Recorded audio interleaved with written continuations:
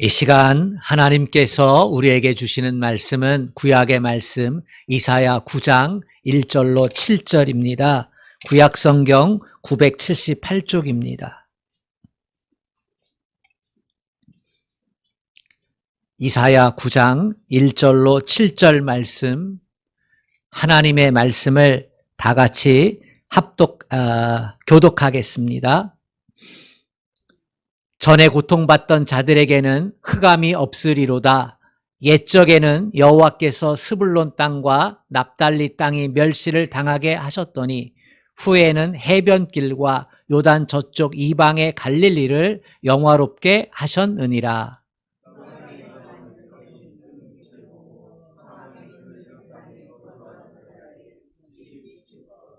주께서 이 나라를 창성하게 하시며 그 즐거움을 더하게 하셨으므로 추수하는 즐거움과 탈취물을 나눌 때의 즐거움 같이 그들이 주 앞에서 즐거워하오니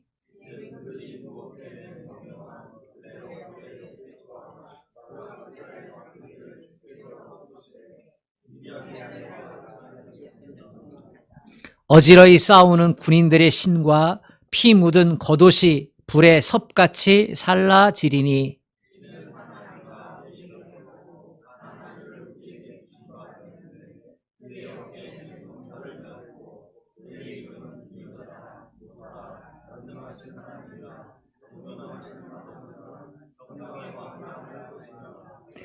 그 정사와 평강의 더함이 무궁하며 또 다윗의 왕자와 그의 나라에 군림하여 그 나라를 굳게 세우고 지금 이후로 영원히 정의와 공의로 그것을 보존하실 것이라. 만군의 여호와의 열심히 이를 이루시리라. 아멘. 우리 옆 사람과 같이 인사하겠습니다. 잘 오셨습니다. 잘 오셨습니다. 잘 오셨습니다. 네. 주님만 사랑하면 아멘 합시다. 여러분 중에 누군가가 저에게 하나님은 어떤 분이십니까? 라고 이렇게 묻는다면 저는 주저없이 하나님은 사랑입니다. 라고 이렇게 대답할 것입니다. 여러분이 이어서 하나님의 우리와 무슨 상관이 있습니까? 라고 이렇게 묻는다면 저는 주저없이 또 대답할 것입니다. 하나님은 당신을 사랑하십니다. 여러분이 또 저에게 이렇게 묻는다면 저는 또 답할 것입니다. 하나님이 나를 사랑한다고 하는데 내가 그것을 어떻게 믿을 수 있겠습니까? 그러면 저는 이렇게 대답할 겁니다. 하나님이 자신의 외아들 독생자를 이 땅에 보내주셨습니다. 하나님의 사랑을 알 수 있는 방법은 예수를 보면 얼마나 우리를 사랑하시는지를 알게 된다는 사실입니다. 예수님의 제자였던 사도 요한이 하나님의 사랑에 대해서 이렇게 증거했습니다. 요한일서 4장 10절 사랑은 여기 있으니 우리가 하나님을 사랑한 것이 아니요 하나님이 우리를 사랑하사 우리 죄를 속하기 위하여 화목제물로 그 아들을 보내셨음이라.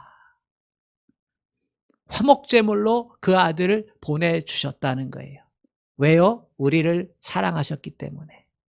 화목제물로 보냈다는 것은 하나님께서 우리의 죄 문제를 해결해 주시기 위해서 하나님의 아들의 생명을 우리를 위해 내어 주셨다는 것입니다. 그래서 우리는 비로소 그때 가서야 예수님을 보고서야 하나님의 사랑을 알게 되는 겁니다. 아, 하나님께서 아들을 우리를 위해서 주시기까지 나를 사랑하셨구나. 내 생명을 위해서 하나님 아들의 생명을 대신 희생하셨구나. 이 사실을 깨닫고 우리가 하나님은 사랑이시다. 이렇게 찬양하고 경배하게 된다는 사실입니다. 우리는 이 사실을 오늘 본문 이야기를 통해서도 발견할 수 있고 확인할 수 있습니다. 오늘 말씀은 예수님 오시기 전 BC 700년경에 이사야 선지자를 통해서 들려주셨던 말씀입니다. 그때 당시는 이 이사야가 활동하던 그 당시는 남유다가 멸망해 가던 시기였습니다. 자신들이 멸망한다라고 이렇게 느끼지 못할 정도로 서서히 멸망해 가던 시기입니다. 여러분, 개구리 삶기 이야기 아시지요? 개구리를 뜨거운 물에 넣으면 그 개구리가 탁 튀어나갑니다. 그런데 튀어나가지 않게 하는 방법이 뭐예요? 미지근한 물에 개구리를 넣는 거죠, 솥안에. 그리고 불로 가열을 하는 겁니다.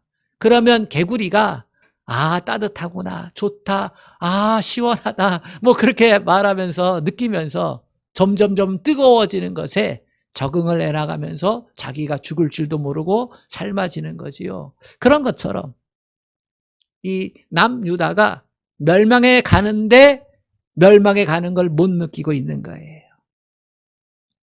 그렇게 흘러가는 겁니다. 북이스라엘 베가 왕 때에 아람 르신과 유다를 침공한 적이 있었고요. 그러면 이게 무엇을 의미하는지를 알아야 되잖아요. 그런데 몰랐어요. 북이스라엘이 멸망을 했죠, 아수르에 의해서. 그리고 아수르를 북이스라엘을 멸망시킨 아수르가 남유다를 침공해 왔어요, 사네립 왕 때. 근데 그들은 이것도 언젠가는 해결되겠지라고 하면서 자기들이 멸망할 것이다라는 생각은 못했어요. 두려웠지만 그걸 느끼지 못하는 거예요. 왜 이런 일이 일어났을까? 이렇게 생각하지 않습니다. 한 나라가 멸망을 해나가는 것은 정치력의 부재지요. 정치적인 리더가 없는 거예요. 그러면 멸망할 가능성이 있습니다. 또 빈부의 격차가 심해지면 그러면 나라가 멸망해 가는 거예요. 여러분들, 우리나라 잘 살게 되잖아요. 그러면 나만 잘 살게 되면 안 돼요. 함께 잘 살게 되어야 돼요.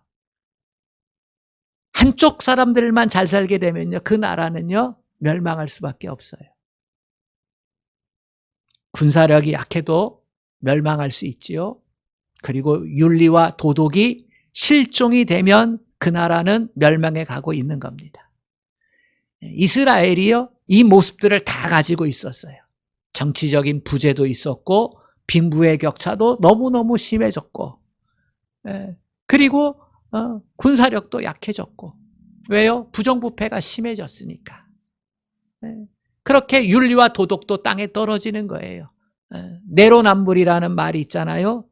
다 그랬습니다. 너는 잘못됐고 나는 괜찮아, 이렇게 다 생각을 하는 거예요. 내 탓이요라고 하는 사람들이 별로 없는 거예요. 무엇보다도 절망적인 것은 영적으로 타락했다는 것입니다. 산무, 무지했고 무감각했고 무능했고 그런 시대가 되었어요. 이 말이 무슨 의미를 갖냐면 하나님의 말씀을 더 이상 사모하지도 않고 들으려고 하지도 않고, 그리고 그 말씀에 대해서 경외감도 잃어버렸다는 겁니다. 우리 예수 믿는 사람들은 하나님 말씀하면 어떻게 해야 돼요? 자세를 바르게 해야 돼요.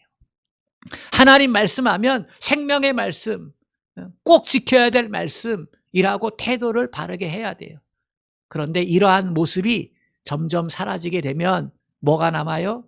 하나님의 말씀이 없어지게 되면 자기 생각, 자기 뜻만 남는 거예요. 옳고 그름에 대한 기준이 사라져 버리게 되는 거예요.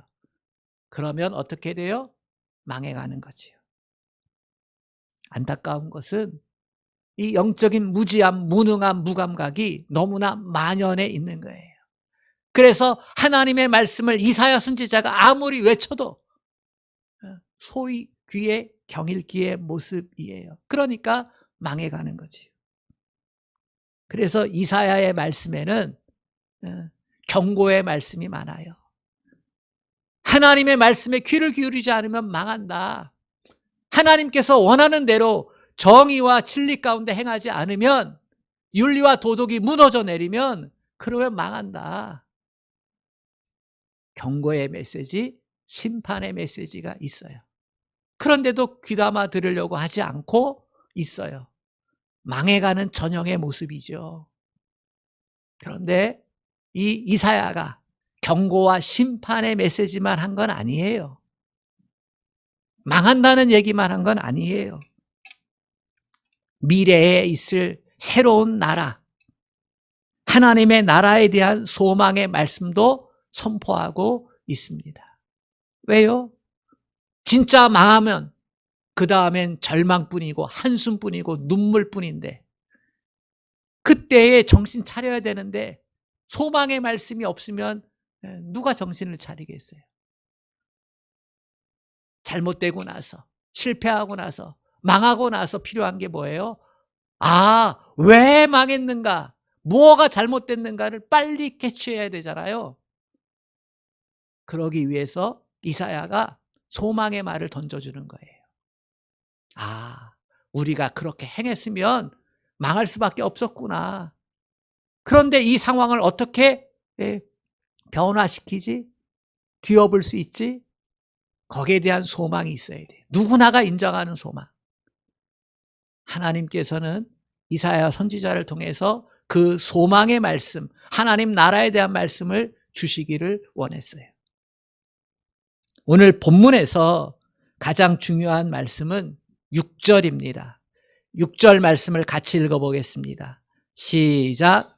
이는 한 아기가 우리에게 낳고 한 아들을 우리에게 주신 바 되었는데 그의 어깨에는 정사를 메었고 그의 이름은 기묘자라 모사라 전능하신 하나님이라 영존하시는 아버지라 평강의 왕이라 할 것임이라. 6절 그 상반절에 이는 한 아기가 우리에게 낳고 한 아들을 우리에게 주신 바 되었는데, 소망을 가질 수 있는 이유, 새로운 나라를 꿈꿀 수 있는 이유가 한 아기 때문이라는 거예요. 한 아기가 태어날 것이기 때문이다. 정말로 한 아기가 탄생을 하게 되면 세상이 변화될 것이다. 이 이야기를 하고 있는 겁니다. 그래서 1절을 보세요. 고통받는 땅에는 어둠이 거칠 것이다. 2절에서 어둠 속에 살던 사람들에게는 큰 빛을 보게 될 것이다. 4절에서는 그 땅에 더 이상 고통이 없고 더 이상 전쟁이 없는 날이 오게 될 것이다.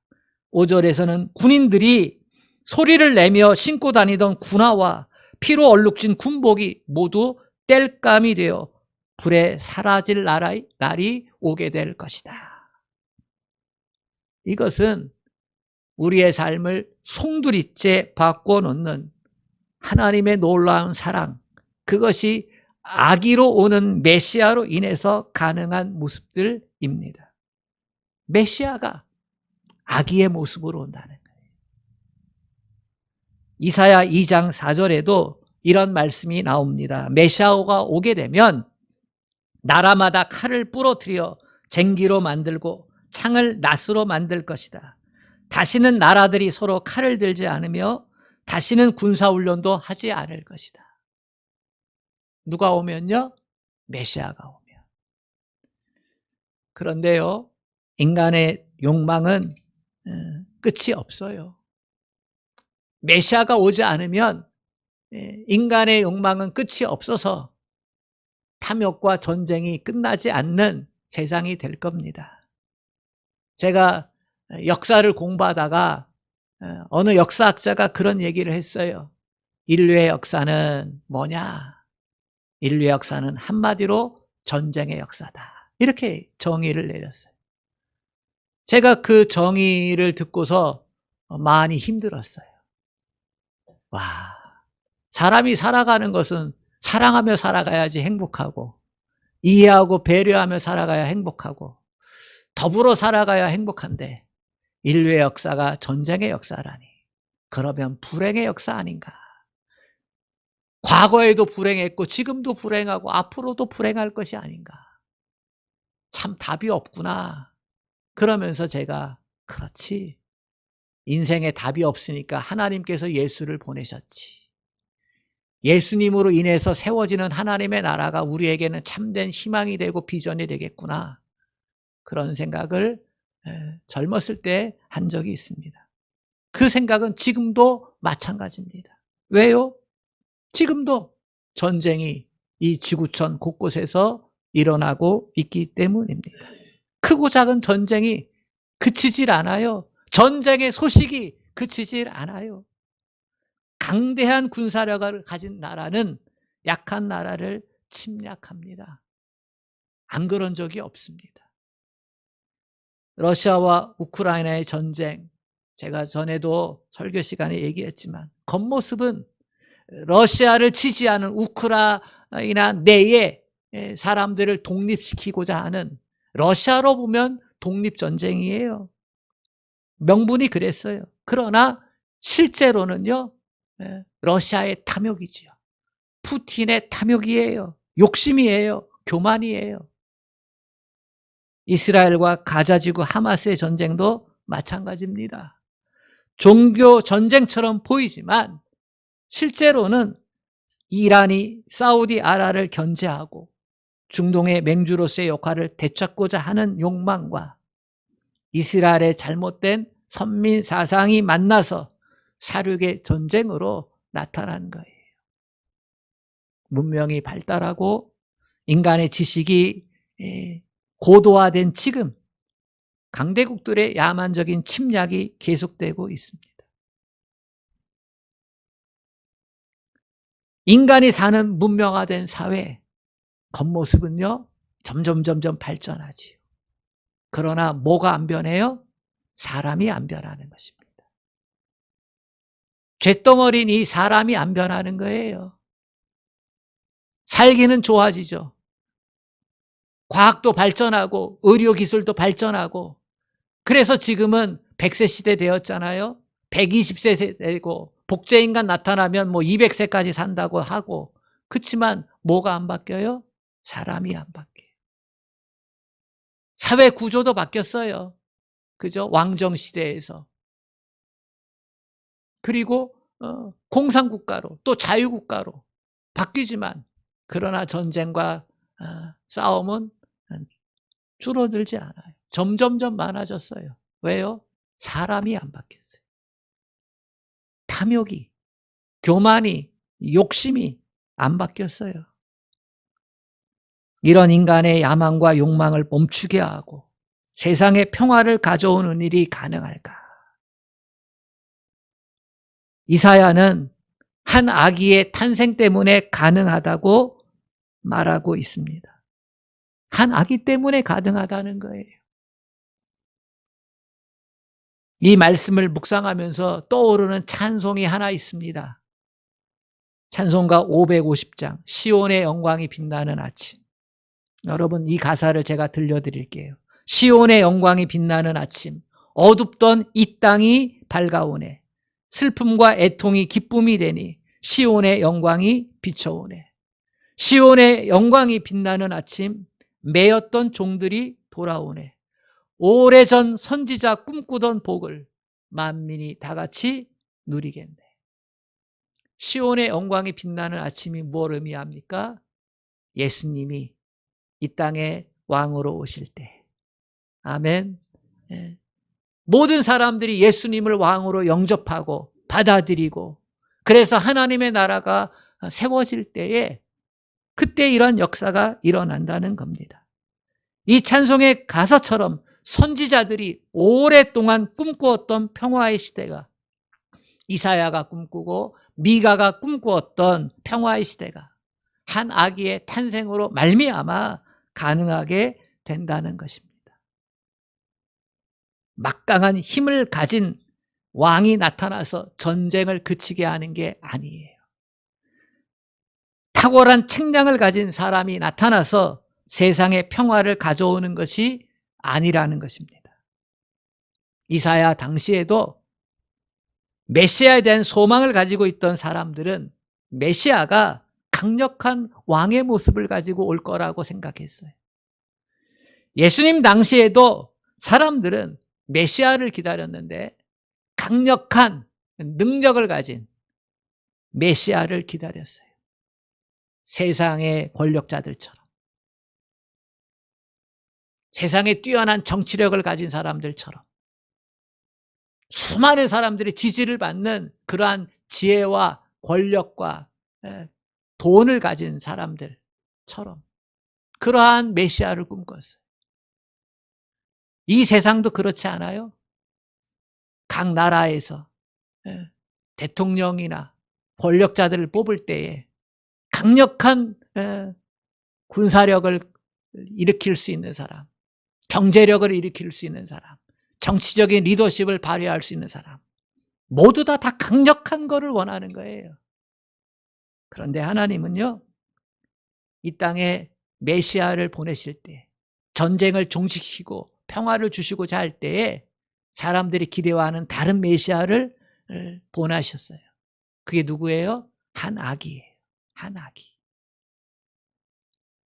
하나님의 대언자 이사야가 백성들에게 선포한 것은 한 아기의 탄생에 대한 말씀이에요. 사람들은 다 초인적인 능력을 가진 메시아를 기대했지만 하나님은 No! 아니야. 그러한 메시아로는 세상의 전쟁을 그치게 할 수가 없어. 한 아기 메시아의 모습이라는 거예요. 여러분, 그 사람이 어떠한 사람인가 하는 것이 사람의 이름과 관계가 있지요. 전혀 관계가 없지는 않습니다. 왜냐하면 부모가 자식의 이름을 지을 때에 이런 사람이 됐으면 좋겠다라고 하는 바램과 기대를 가지고 이름을 짓기 때문이지요. 특히 믿음의 부모라면 그 아이가 이름처럼 되기를 바라고 이름을 짓지 않겠습니까? 이름을 짓는다라고 하는 것은 그것은 하나님께서 아담에게 주셨던 사명이기도 했습니다. 온 천지 만물을 창조하고 아담이 어떻게 이름을 짓나 보셨잖아요. 하나님께서도 메시아를 보낼 때 이름을 주셨어요. 이사야 선지자는 메시아의 이름을 소개하고 있습니다. 이사야 7장 10절에 처녀가 잉태하여 아들을 낳을 것인데 그 이름을 임마누엘이라 하리라. 여러분 아시지요? 예수님의 제자 마태도 예수님의 탄생에 대한 소식을 기록을 하면서 마태복음 1장 23절에 이사야에 나온 말씀을 인용했어요. 이사야가 예언했던 한 아기가 바로 예수님이라고. 그래서 마태는 아기 예수님에 대한 이름과 함께 임마누엘이라는 이름을 기록해 놓고 친절하게 그 임마누엘 이름의 뜻이 무엇이냐? 하나님이 우리와 함께 계시다. 이렇게 설명까지 넣어놨어요. 정말 임마누엘이라는 이름은 예수님에게 꼭 맞는 이름 아닙니까? 바울은 빌립보서 2장 6절로 8절에 예수님에 대해서 임마누엘 하신 예수님, 성육신 하신 예수님에 대해서 이렇게 묘사를 했어요. 쉬운 성경으로 제가 들려드리겠습니다. 예수님은 하나님과 똑같이 높은 분이셨지만 결코 높은 자리에 앉아있기를 원하지 않으셨습니다. 오히려 높은 자리를 버리시고 낮은 곳으로 임하셨습니다. 사람의 모습으로 이 땅에 오시고 종과 같이 겸손한 모습을 취하셨습니다. 이 땅에 계신 동안 스스로 낮은 자가 되시며 하나님께 순종하셨습니다. 예수님은 하나님과 같은 모습이지만 그것을 포기하고 우리와 같은 모습으로 우리와 함께하기 위해서 이 땅에 오셨습니다.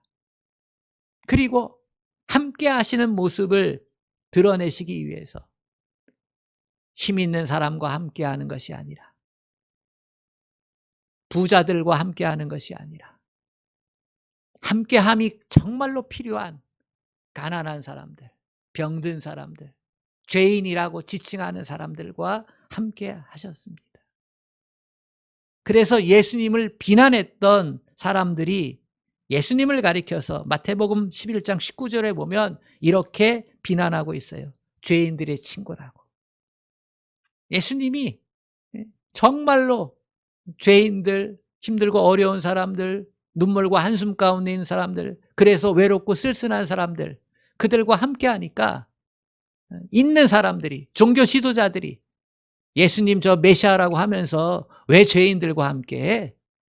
메시아는 거룩한데 왜 저들하고 함께 해야 돼? 이렇게 비난하는 거지요. 비록 예수님을 비난한 말이었지만 예수님이 죄인들과 함께 했다는 것, 그것은 틀린 말이 아닙니다. 예수님이 그런 사랑받지 못하는 사람들의 친구가 되어 주시면서 하나님의 사랑이 어떤 것인지 보여주신 것입니다. 예수님이 승천하실 때 마태복음 28장 20절에서 뭐라고 말씀하셨는지 아십니까? 볼지어다 세상 끝날까지 내가 너희와 항상 함께 있으리로다. 함께 있을 것이다. 감리교의 창시자는 요한 웨슬레인데요. 요한 웨슬레에게는 별명이 하나 있습니다. 마상 위의 전도자.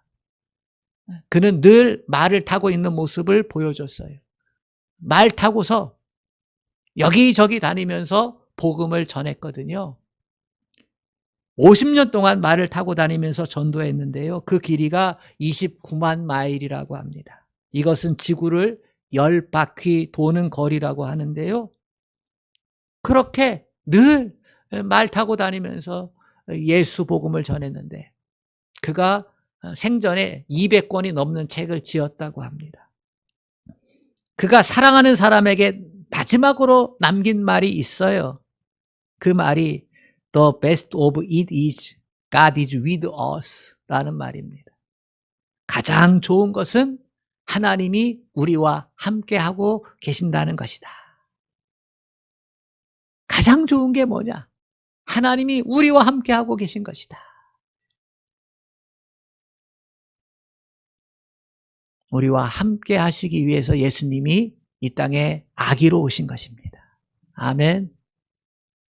또 하나 예수님에게 주어진 이름 중에 평화의 왕이라는 이름도 예수님께 가장 잘 어울리는 이름입니다. 예수님은 두려워하는 제자들에게 늘 이렇게 말씀하셨습니다. 마태복음 14장 27절. 내니 두려워하지 말라. 이렇게 말씀하셨습니다. 요한복음 6장 20절에서는 내가 너에게 평화를 준다. 내가 너에게 주는 평화는 세상이 주는 것과 같지 아니하다. 평안, 이 말은 평화를 준다는 거예요. 우리에게 가장 필요한 게 뭐예요? 평안이에요. 평화예요. 요한복음 14장 27절에는 너희는 마음에 근심하지 말라. 하나님을 믿으니 또 나를 믿으라 하면서 평안을 약속하셨어요. 평안을 주셨어요. 여러분 어디서 평안을 얻기를 원합니까? 어디서 평화하시기를 원합니까? 예수님이 주시는 평안, 예수님이 주시는 평화가 있어야 될 줄로 믿습니다. 이 평화의 왕이라는 말, 이 히브리 말로 사르 샬롬이라고 합니다. 우리가 샬롬이라고 인사하잖아요. 샬롬은 평화라는 말이죠. 하나님이 주시는 평화라는 뜻이에요. 사르라는 말은요, 다른 사람과 질적으로 다른 리더라는 뜻을 갖고 있습니다. 그러므로 예수님께서 평화의 왕, 사르 살롬이라고 하는 것은 예수님께서 진정으로 하나님이 평화를 가져다 주실 수 있는 분이라는 뜻이에요. 하나님의 평화를 우리에게 가져다 줄 수 있는 분. 그게 예수님이라는 의미입니다. 예수님께서 평화를 위협하고 방해하는 모든 요소들을 제거해 주시고 하나님의 평화를 주신다는 뜻이에요. 그러므로 하나님의 평화를 원하는 사람은 어떻게 해야 됩니까? 예수님을 영접하고 예수님을 믿고 따르고 예수님께 순종해야 하는 것입니다. 그러면 평화를 얻게 됩니다. 크리스마스 휴전, 큰 전쟁을 멈춘 작은 평화라고 하는 책이 2005년에 쓰여졌습니다. 그리고 2005년에 이 책의 내용을 바탕으로 메리 크리스마스라는 영화가 나왔습니다. 이 책과 영화는 제1차 세계대전에 일어났던 실화를 바탕으로 제작이 되었습니다. 1914년 12월 24일 1차 세계대전이 한참 진행 중이었는데 독일 서부전선 플레르베라고 하는 벌판에서 영국군과 독일군이 참호를 각자 구축하고 100m 정도 거리에서 마주 싸우고 있었어요. 전쟁으로 지쳐있는 그 크리스마스 이브 날 밤에 어디선가 캐롤이 들려온 거지요. 그리고 찬송도 들려왔어요. 고요한 밤, 거룩한 밤, 이런 찬양이.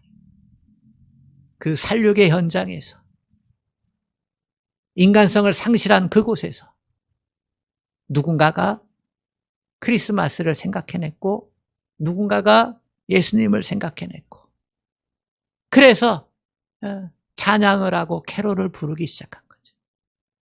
그 한 사람의 이 노래가 점점 퍼져나갔습니다. 누구나가 할 것 없이 합창이 되어져 버린 거지.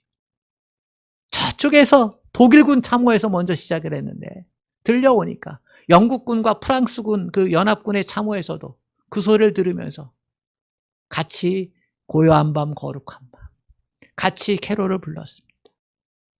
저 독일군에서 외쳐옵니다. 메리 크리스마스. 우리가 총을 쏘지 않겠다. 너희도 총을 쏘지 마라. 그래서 크리스마스 이브날부터 크리스마스 때까지 하루 동안 서로 총 쏘지 않겠다. 임시 휴전이 벌어진 겁니다. 그들은 마치 동네 친구처럼 서로 만나서 대화하고 술잔을 돌리고 각자 생활 필수품을 나누었답니다. 사탕도 나누고 초콜릿도 나누고 먹을 것도 통조림도 나누고, 그리고 그 소식이 서부전선으로 점점 퍼져나갔습니다. 심지어 어느 전선에서는 서로 축구 경기를 했다. 독일군과 영국군이, 독일군과 프랑스군이 서로 만나서 축구했다. 그런 소문까지 났습니다.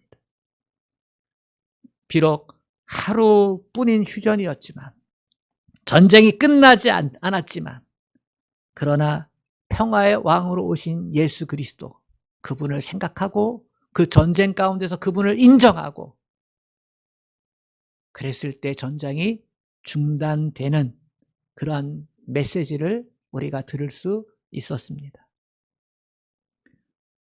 우리가 처한 현실은 늘 힘들고 어렵습니다. 아직도 코로나가 가져온 질병의 위험이 남아 있습니다. 여전히 인류에게는 전쟁의 위협이 계속 있고요. 경제적인 위협이 있습니다. 헐벗음과 굶주림이 곳곳에 남아 있습니다. 인류에게는 경제적인 불평등의 문제가 아마도 주님 오실 때까지 계속될 것입니다.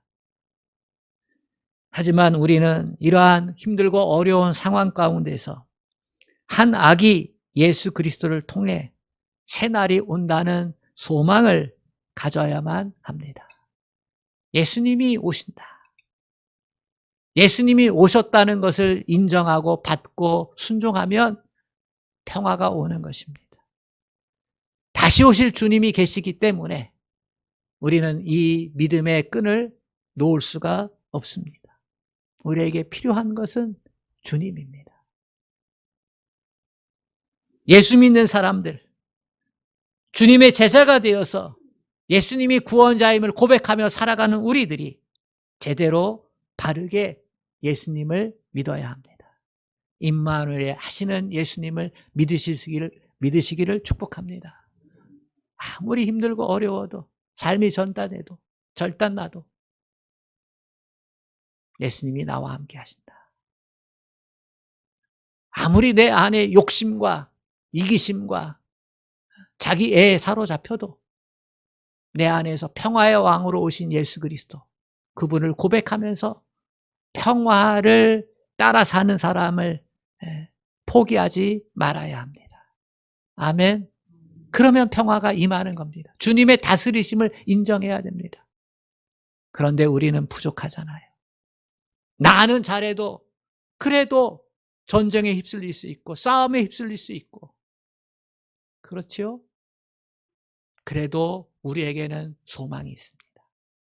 왜냐하면 하나님이 이것을 이루어 가시기 때문입니다. 오늘 이 한 아기, 메시아로 오는 한 아기에 대한 예언을 하면서 이사야도 우리와 같은 마음을 가졌을 거예요. 보니까 무지하잖아요. 무능하잖아요. 그런데 이 한 아기가 옴으로써 진짜 그렇게 되어질까? 이런 생각을 가질 수밖에 없잖아요. 근데 이사야는요, 하나님께 집중해요. 7절 하반절 끝에 보면 여호와의 열심히, 만군의 여호와의 열심히 이를 이루시리라. 우리에게 소망이 있는 것은요, 예수 믿는 우리가 부족하지만 그러나 하나님이 역사를 주관하셔서 이끌고 가신다는 거예요. 완전한 평화의 나라로. 아멘. 완전한 사랑의 나라, 진리의 나라로. 누가요? 하나님의 열심히 쉬지도 않고 일하신다는 거예요. 저는 이것을 믿습니다.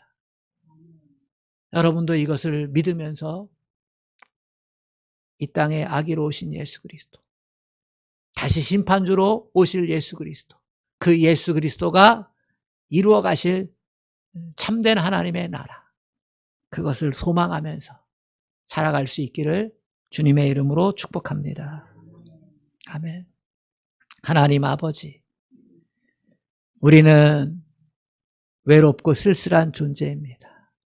우리는 불완전한 존재입니다.